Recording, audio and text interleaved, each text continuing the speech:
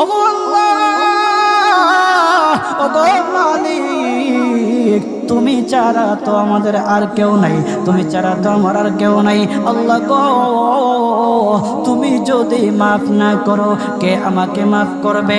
তুমি যদি মাফ না করো কে আমাকে মাফ করবে? তুমি যদি আমাকে মাফ করো তাহলে তোমার কোনো দিকে কমবে না, তুমি যদি আমাকে মাফ না করো তোমার কোনো দিকে বাড়বে না। আল্লাহ গো, তুমি আমাকে মাফ করে দাও। সারাটা জীবন অন্যায় কাজ করেছি, সারাটা জীবন নাফরমানি করেছি, আমার কাছে কালেমার দাওয়াত কম আসে নাই, আমার কাছে কালেমার দাওয়াত কম আসে নাই, আমাকে লোকেরা কম বোঝায় নাই। ওগো আল্লাহ, তুমি আমাকে মাফ করে দাও। মাফ না করলে কোথায় যাব, কার কাছে যাব? বাবা যখন মারে তখন মার কাছে আশ্রয় নেওয়া যায়, মা যখন প্রহার করে তখন বাবার কাছে আশ্রয় নেওয়া যায়, বাবা মা যখন প্রহার করে তখন দুনিয়ার কারো না কারো কাছে আশ্রয় নেওয়া যায়। ওগো আল্লাহ, ওগো মালিক, তুমি যদি আমাকে মারো, তুমি যদি আমাকে আযাব দাও, ওগো আল্লাহ, কার কাছে যাব, কার কাছে গিয়া মাফ চাইবো? ওগো আল্লাহ, মেহেরবানি করে মাফ করে দাও। এইরকম কান্না করতেছে, কান্না করতেছে, চোখের পানি তার এমন ভাবে পড়তেছে, দাড়ি ভিজতেছে, দাড়ি ভিজে জমিনের মধ্যে চোখের পানি পড়তেছে, কান্না করতেছে। বান্দাটা কান্না করতে করতে করতে করতে আমার আল্লাহর কাছে এমন গ্রহণযোগ্যতা অর্জন করেছে, মহান আল্লাহ রব্বুল আলামিন তার ডাকে সাড়া দিয়া তার জিন্দেগির সব গুনাহ মাফ করে দিয়েছে। হযরত মূসা আলাইহিস সালাতু ওয়াস সালামের যুগের ঘটনা। একজন বড় পাপিষ্ঠ ছিল, জীবনে এমন কোনো গুনাহ নাই যে গুনাহ সে করে নাই। তার গুনার প্রতি অতিষ্ঠ হইয়া, মানুষ তার গুনার প্রতি অতিষ্ঠ হইয়া গ্রামের লোকেরা তাকে হাত পা বেঁধে জঙ্গলের মধ্যে ফেলে দিয়ে আসে। জঙ্গলের মধ্যে থাকতে থাকে, কিছুদিন থাকার পর মালাকুল মউত যখন তার সামনে এসে উপস্থিত, এর আগ মুহূর্তে সে বান্দা আল্লাহর কাছে ডেকে ডেকে বলতেছে, ওগো মালিক, তুমি ছাড়া তো আমাদের আর কেউ নাই, তুমি ছাড়া তো আমার আর কেউ নাই। আল্লাহ গো, তুমি যদি মাফ না করো কে আমাকে মাফ করবে? তুমি যদি মাফ না করো কে আমাকে মাফ করবে? তুমি যদি আমাকে মাফ করো তাহলে তোমার কোনো দিকে কমবে না, তুমি যদি আমাকে মাফ না করো তোমার কোনো দিকে বাড়বে না। আল্লাহ গো, তুমি আমাকে মাফ করে দাও। সারাটা জীবন অন্যায় কাজ করেছি, সারাটা জীবন নাফরমানি করেছি, আমার কাছে কালেমার দাওয়াত কম আসে নাই, আমার কাছে কালেমার দাওয়াত কম আসে নাই, আমাকে লোকেরা কম বোঝায় নাই। ওগো আল্লাহ, তুমি আমাকে মাফ করে দাও। মাফ না করলে কোথায় যাব, কার কাছে যাব? বাবা যখন মারে তখন মার কাছে আশ্রয় নেওয়া যায়, মা যখন প্রহার করে তখন বাবার কাছে আশ্রয় নেওয়া যায়, বাবা মা যখন প্রহার করে তখন দুনিয়ার কারো না কারো কাছে আশ্রয় নেওয়া যায়। ওগো আল্লাহ, ওগো মালিক, তুমি যদি আমাকে মারো, তুমি যদি আমাকে আযাব দাও, ওগো আল্লাহ, কার কাছে যাব, কার কাছে গিয়া মাফ চাইবো? ওগো আল্লাহ, মেহেরবানি করে মাফ করে দাও। এইরকম কান্না করতেছে, কান্না করতেছে, চোখের পানি তার এমন ভাবে পড়তেছে, দাড়ি ভিজতেছে, দাড়ি ভিজে জমিনের মধ্যে চোখের পানি পড়তেছে, কান্না করতেছে। বান্দাটা কান্না করতে করতে করতে করতে আমার আল্লাহর কাছে এমন গ্রহণযোগ্যতা অর্জন করেছে, মহান আল্লাহ রব্বুল আলামিন তার ডাকে সাড়া দিয়া তার জিন্দেগির সব গুনাহ মাফ করে দিয়েছে। ওই বান্দাটা তাওবা করতে করতে করতে করতে হঠাৎ ইন্তেকাল করে। ইন্তেকাল হওয়ার পরে হযরত মূসা আলাইহিস সালাতু ওয়াস সালামকে মহান আল্লাহ বলে দিতেছে পয়গম্বর মূসা, ও দুস্থ, দেখো অমুক জঙ্গলে আমার একটা পাগলা আশেক, আমার পাগলা একটা আশেক মারা গেছে, ওই আশেকটার জানাজা তুমি পড়াও, দাফন কাফনের ব্যবস্থা করো। ও মূসা, আর তুমি একটা ঘোষণা দিয়ে বলে দাও, একটা ঘোষণা দিয়ে দাও মূসা রে,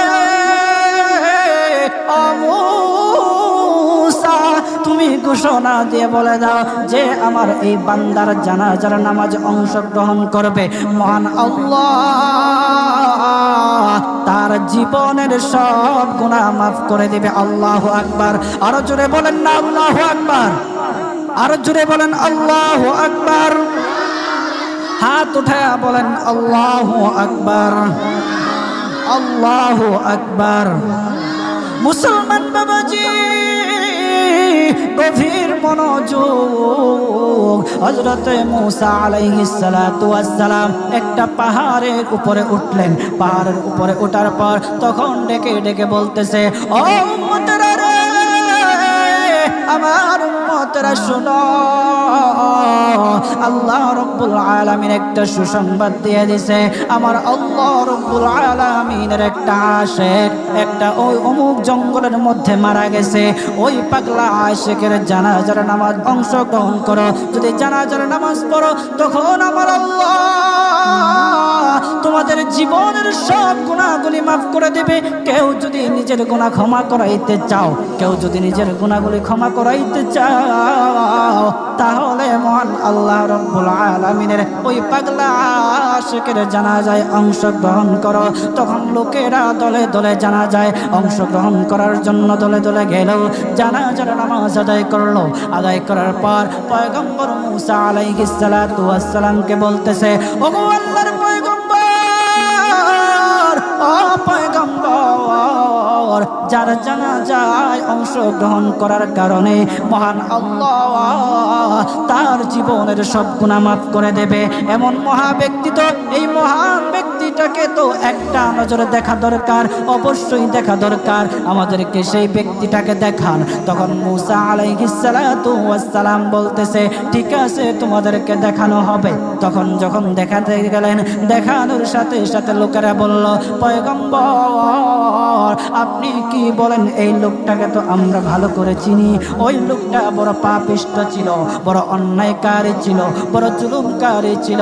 ওগো পয়গম্বর, সমাজে এমন কোনো গুনাহ নাই যে সে করে নাই, সমাজে সব গুনাহ করেছে, সমস্ত গুনার সাথে সে জড়িত ছিল, সে জড়িত ছিল।